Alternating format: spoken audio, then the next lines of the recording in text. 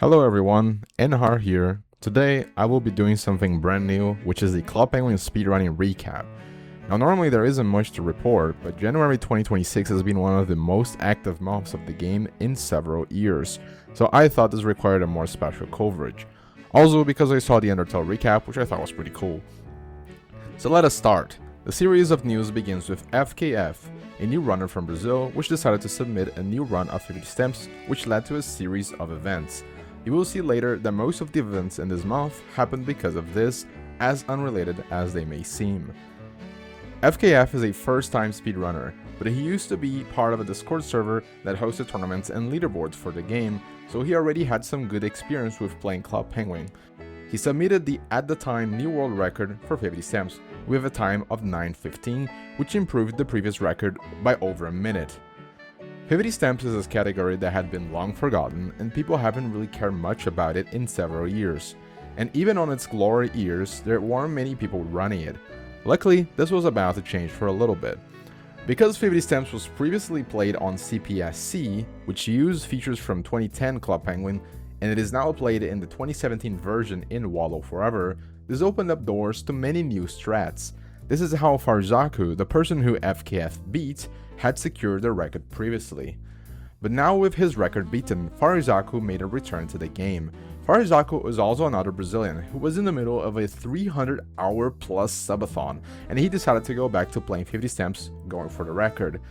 This did not take long. In less than a day, Farzaku uploaded a new record for 50 stamps, bringing the run down to an 8:09, yet another record by over a minute.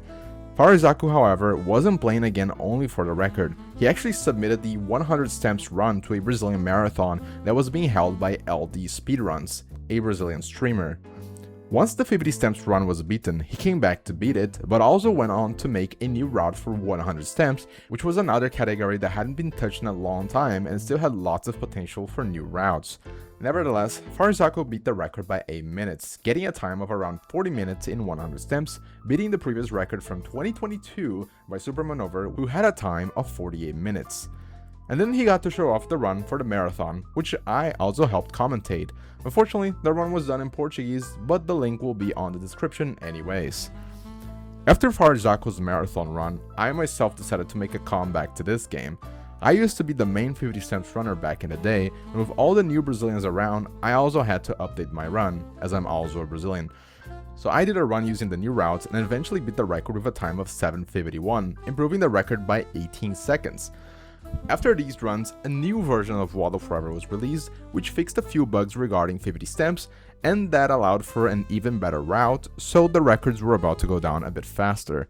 Farzaku then beat my run with a time of around 7:30, but he didn't really submit that run because he was still aiming for a sub 7. So on the next day, I went to do more runs and beat the record as well with a time of 6:41. And also beat the 100 stamps record with a time of 35:03, which was the last 100 stamps run of this month. Finally, Farzaku, still motivated, beat my time once again with a 6:36, to which I responded later on that day with a 6:29. That was a very heated back and forth for the 50 stamps record, something this category hadn't seen in a long time, and there's still plenty of opportunity. This run can definitely go way lower. But that was not all we saw this month. While this was going out, FKF revived the Catching Wave speedruns. Over at the category extensions leaderboard, he submitted 3 new runs, 2 of them being new world records. The survival record with a time of 6:36, which was a huge improvement to a category that was thought to be rather uninteresting, somehow beating the previous record by over a minute. This was a big shock at the time, as FKF wasn't using the fast strat that Supermanover had on his previous run, so he somehow had beaten the record by a large margin using a new strat. This led me to go on to investigate the game code, and this run led us to learn a lot about how this game worked. But in short, FKF had introduced a new meta to the survival runs. He also submitted a new Catch and Wave All Stamps run with a time of 19:43, beating the previous record by 5 minutes. After this, I myself submitted runs and responded back with my own survival run using the new strat, which beats FKF's run by only 1 second. In order to improve the All Stamps run, I also did runs of tutorial mode, which is one of the segments of the run. The previous record was sitting with 2 players in first place with a 1:07 time, so I thought that the run was probably quite optimized. That was very wrong, however. I quickly was able to break the time with a 59-second time, getting the first submitted on the tutorial mode run, and after that, did an all stamps run with a time of 17:49. Finally, FKF made his own comeback on which he beat the all stamps run with a time of 15:26. This run was very clean. It had a very good survival run as well as a very strong competition mode run, which was doing a new strat which was both very difficult and also saved quite a bit of time. And finally, he would further improve the tutorial record a lot by getting a 58, then a 53, and finally a 49. He also beat the survival record getting a time of 6:26. In a few days, the Catching Waves record for all the Catching Waves categories improved by a lot. This little side quest playing Catching Waves all stamps led people to suggest categories for other minigames. One idea was Puffle Escape and the other idea was Card Surfer. Investigating those runs led into the next events. First, I made a comeback to Puffle Escape. That game had not seen a record in 5 years, and the runs were very old, so I decided to start with the All Berries record, or as we call it, the 100% record for the game. And eventually, I got a time of 7:11, beating the previous time of 7:17 by Octans. What I did not expect is that 2 days later, 2 other people were going to beat my record. First, Nimpal, a new Puffle Escape runner, but already a previous Club Penguin runner, got a record with a time of 7:50, the first ever sub-7 in this category, which had long been wanted. And on that same day, Octans made a comeback after not playing the game for 5 years with a time of 6:49. For the context, Octans and me used to have a back and forth with the 100% record of this category long ago. But after he got the record of 7:17, I never beat it back and he didn't play for a long time, and he also wasn't a part of the community, so this comeback was very much out of the blue, a pleasant surprise. As his run comment said, "I always come back." This led into a back and forth as Nimpal replied with a 6:24 on the next day, and then a day later, Octans brought it down to a 6:07. And finally, 1 day later, Nimpal replied with a time of 6:01, in which he unfortunately lost the first sub-6 in the very last level. Over a few days, the Puffle Escape record, which set for 5 years at a 7:17, went down to almost sub-6.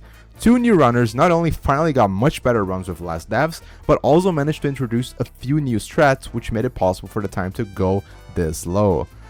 This is definitely not the end of 100%, as I am confident a new record will drop soon, but in the meantime we also had a new record for Puffle Escape any percent, with Nimpal getting a time of 4:14, beating my previous record of 4:15.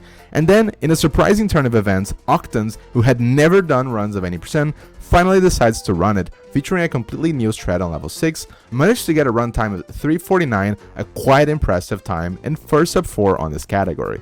Very impressive improvements on this game from both runners. Finally, we can end this month on the final tangent, which was Card Surfer. One of the new runners, JGMC, suggested on a Card Surfer All Stamps category, which led me into trying to route what the best possible route would be. But instead, I got interested in trying to route what the highest score in the game was. This led me into TASes. Using Randomno's help, I started tasking Card Surfer and got in a quest for a few days to figure out what the highest possible score was. After much suffering, much thinking, and devising new strats, I eventually finally made the TAS with a high score of 8,534. For context, the highest known human high scores of this game were of about 7,700. So this beat those by quite a while, and in the light of this, I also had high score categories to category extensions. So yeah, although this is the Club Penguin speedrunning recap, the leaderboards now cover high scores in a few minigames. I opened this because over the many years of Club Penguin, people never seriously tracked the high score records, and we don't have recordings of the biggest scores. So right now, the runs in SRC are definitely not records, but hopefully with time, people will be motivated to beat the high scores with videos. Anyways, this leads to the final segment of this whole journey. While I was grinding for a Card Surfer high score, I started using a strategy which was using the tab button to quickly start runs. For those unaware, tab allows you to focus on certain parts of components in Flash Player and basically allows you to use the mouse with the keyboard. So I had this idea. What if I could use tab in another minigame? Maybe a minigame very mouse heavy, such as maybe all missions. And at first, I just tried to figure out if I could beat all missions without using the mouse. At first, a very naive challenge run, but quickly, not only did I notice that it's not quite possible to beat it without the mouse, I then just suddenly realized that actually this tab thing was actually a real strat, and quickly I learned how broken tab actually is in all missions. So it turns out that using the tab, you're actually able to do a lot of things, including even skipping whole cutscenes. Using tab, you're basically allowed to click on anything at any point, basically bypassing entire sequences, which led to some very interesting time saves. Over a few moments of devising new tab time saves, I submitted many individual level records, but also submitted a new all missions record with a time of 21:07, beating the previous record by dark by a few seconds. But make no mistake, there is a huge amount of time saved on the run due to these new skips, and I believe we will see in not too long the first ever sub 20 all missions of all time. Also, in the wake of these new strats, RandomNo made a task of mission 1 with a time of 28.9, which is the first task of this mission in 7 years, beating the previous task by Charlotte by over 10 seconds, and also it looks really crazy. I am so far the only to have run using tab, but this skip has led to a few runners like Fallhate and Yimai to play again, and I hope to maybe see a Dark or Super Maneuver making a comeback too. For context, all missions is a category in which we have not found any big time save whatsoever in years. The last big time save was less than 10 seconds, and it was around 5 years ago. So seeing such a huge discovery, and one that was right underneath our noses this whole time being found now, is very exciting to see. So this was all the new developments of Club Penguin Speedrunning for this month of January 2026. Like I said, this was one of the most active months for the game in a long time, so I will likely not do recaps for any upcoming months unless it continues being this active. But it featured not only new strats and developments in 2 major categories, all missions and 50 stamps, it also featured in many other minigames and the return of many old speedrunners as many new runners into the game. Here are the PB highlights for the month. 50 stamps, FKF 915, JGMC32 745, Farizaku 636, and Har 629. Thin Ice 90%, FKF 81.63, Thin Ice ASM, FKF 533.63. Highlights the fact that FKF is a 24 FPS runner who had to run 9 frames from perfect in ASM, but is only now transitioning into 30 FPS, which is what the speedrun leaderboards use. Catching Wave Survival, NHAR 635, FKF 626. Catching Waves All Stamps, NHAR 1741, FKF 1526. Catching Waves Tutorial, NHAR 59.27, FKF 4903. Pufflescape 100%, NHAR 711, Octans 607, Nimpal 601. Pufflescape any percent, Nimpal 414, Octans 349. So, thank you for watching this recap. I hope to see more developments soon, as there is a lot of potential for breakthroughs in many categories. If you are ever interested, I highly recommend trying this game out, as a lot of categories are still fairly early in development, and there is a wide variety of speedy games to choose from on this game. NHAR signing out.